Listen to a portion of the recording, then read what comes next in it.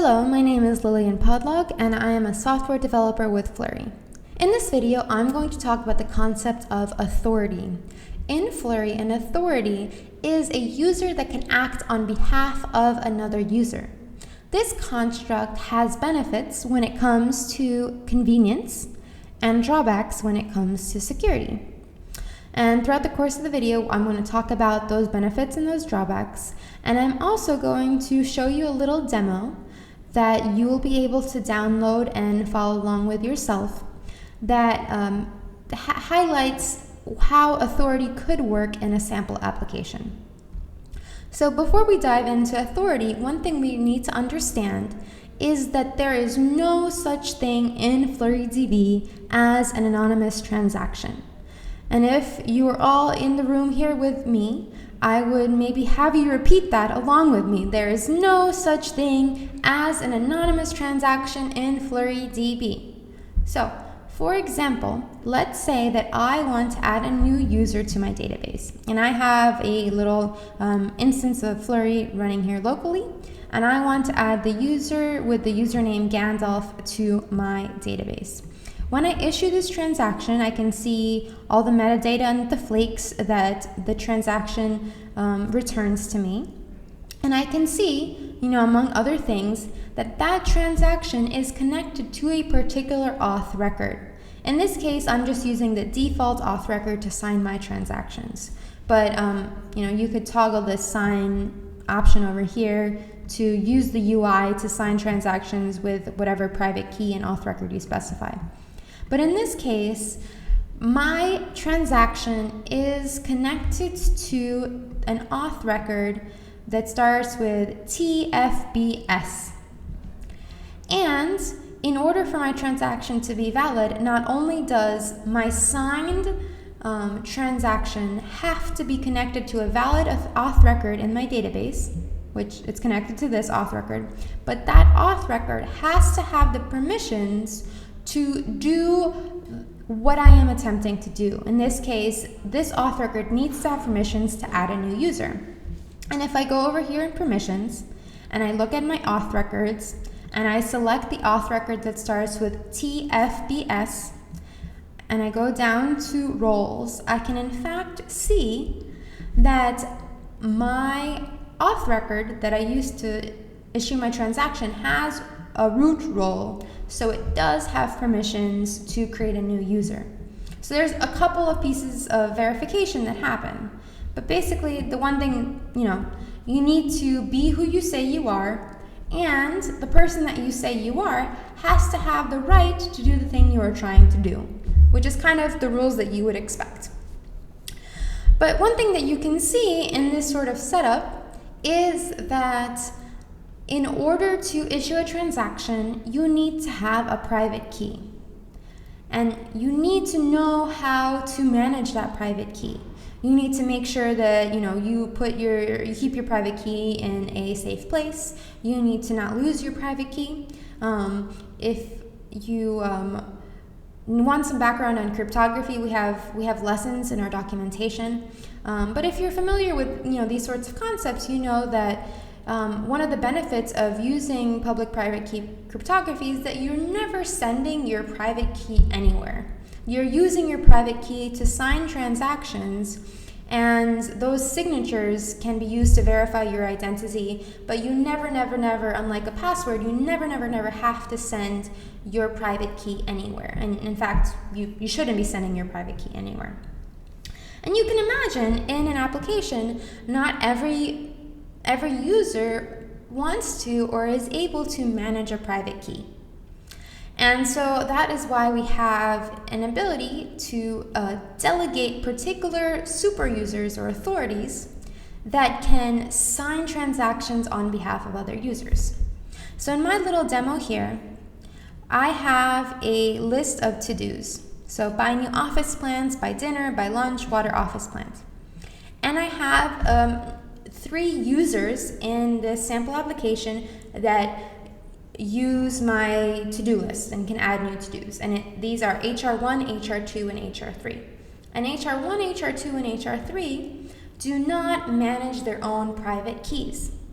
So if they want to add a new to-do to our to-do list, then they have to, in this case, those transactions need to be signed by sysadmin. Sysadmin, on the other hand, does have a private key that is valid in our database, but does not have the right to create a to-do.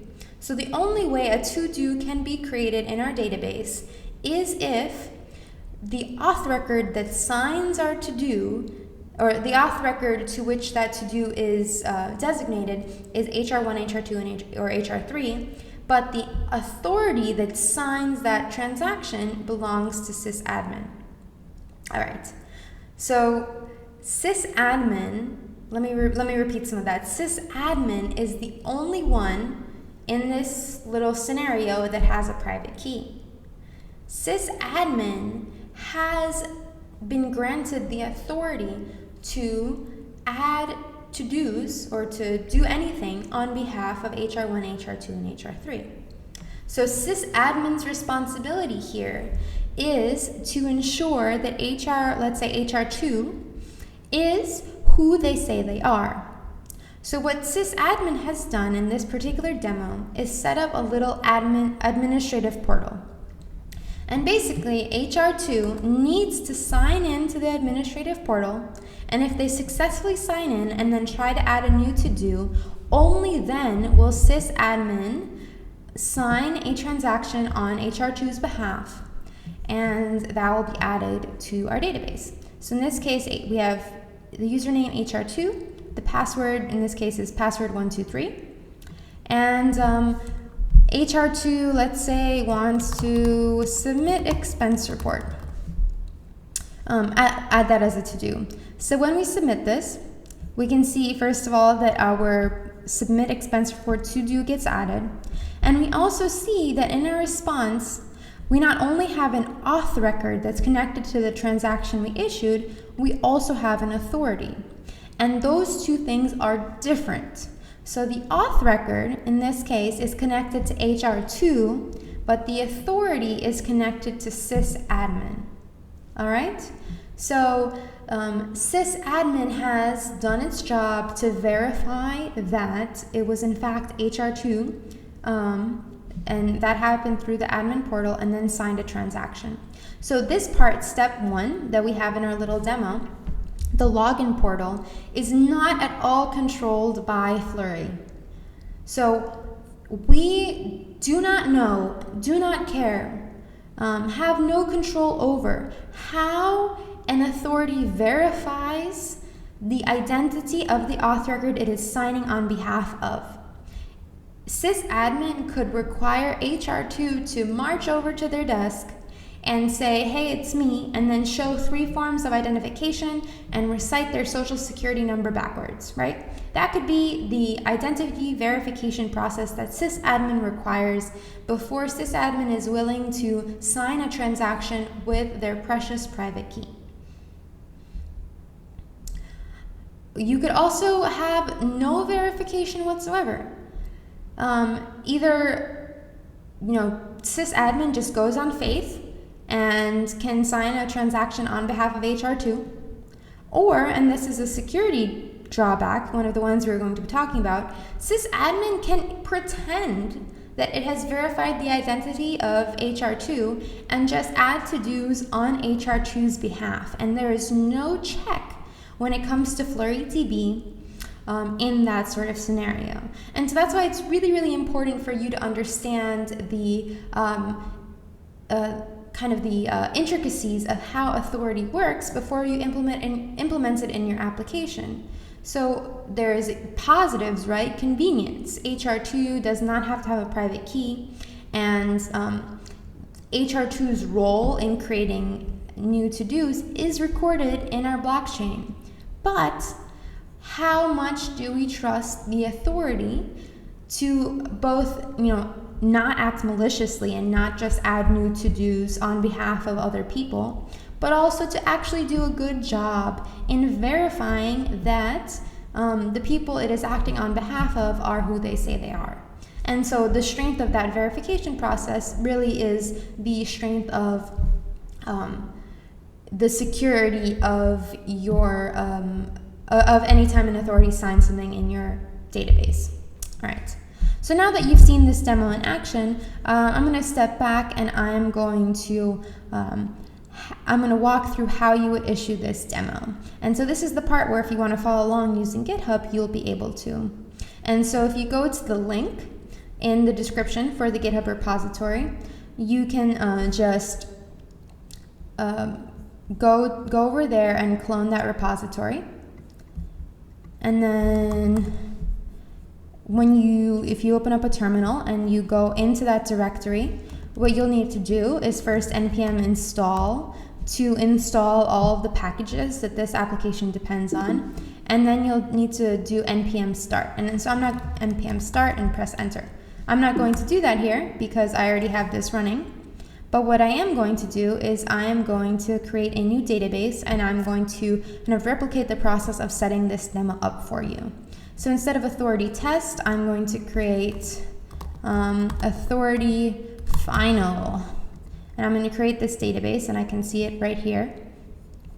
And then what I need to do is I need to change my app config so that my database is correct. And so you'll need to change your app config to whatever is valid for your given database. So my IP address is localhost 8080. The network that I'm using is authority, but instead of test is my DB is final. And I'm going to save this, and then I'm going to go over to inside of my source folder. I'm going to go over to the data folder, and I'm going to go over to schema.json. And I'm just going to copy this and paste it into my UI over here.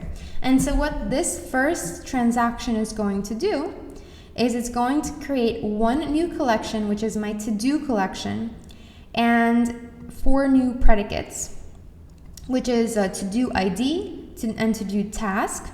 So just building out my to-do schema. And it's also going to add a user password and user salt predicate to our built-in user collection. And this is what we will use to allow users to sign in and check that they are signed in properly.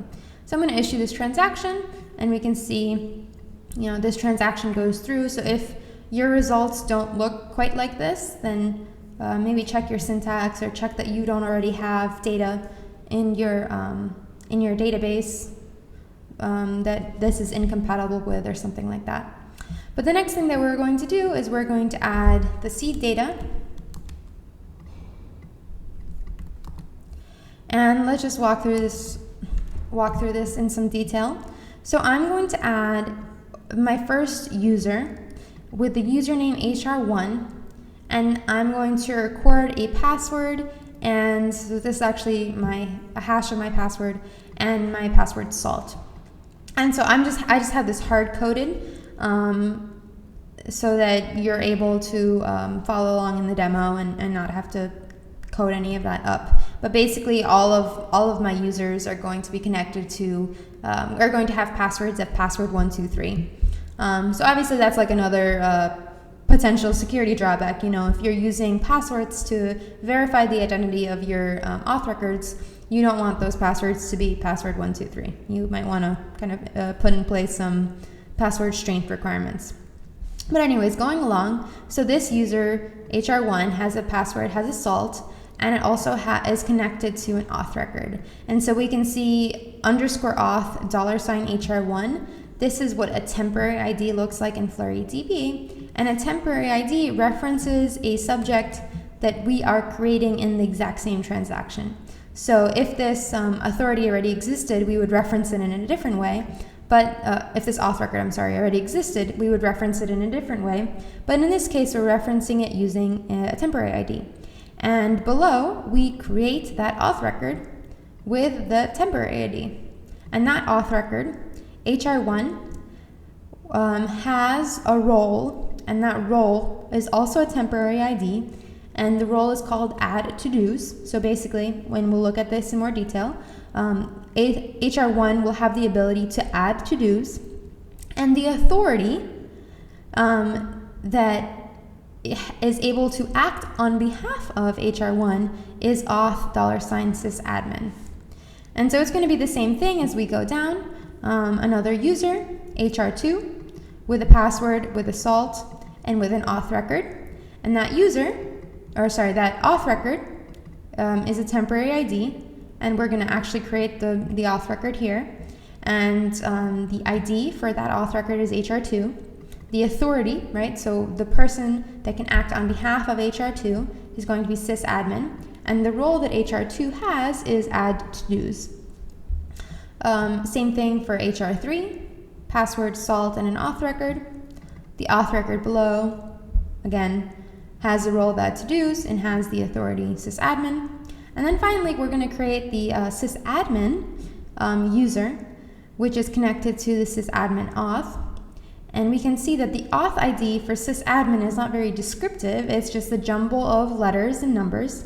And this is because this is the format of the auth ID when it's connected to a private key.